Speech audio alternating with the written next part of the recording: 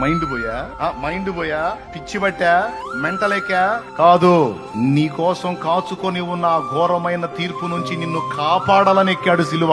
నిత్యము మండే ఆ నరకాగ్ని నుంచి నిన్ను తప్పించాలని ఎక్కాడు సిలువ. పిచ్చి బట్టి కాదు. ఒక చేతిని నల్లగొట్టుకుంటే నేను పిచ్చోడన్నావు, మరి ఒళ్ళు అరికాలు మొదలు నడినెత్తి వరకు, శిర మొదలుకొని సిరిపాదం వరకు సర్వ శరీరము తూట్లు చీలికలు పేలికలై సిలువలో వేలాడాడు నా ప్రభు. ఎందుకంటే ఆ పని ఆయన చేయకపోతే తన పిల్లలు నరకం తప్పించుకునే ఛాన్స్ లేదు కాబట్టే మహిమను వదిలిపెట్టడానికి ఇష్టపడ్డాడు. మట్టి మనుషుల్లో మనిషిగా పుట్టడానికి ఇష్టపడ్డాడు.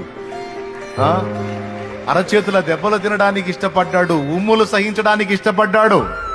కొరడా దెబ్బలు తినడానికి ఇష్టపడ్డాడు. అవమానకరమైన మాటలు పొందడానికి ఇష్టపడ్డాడు.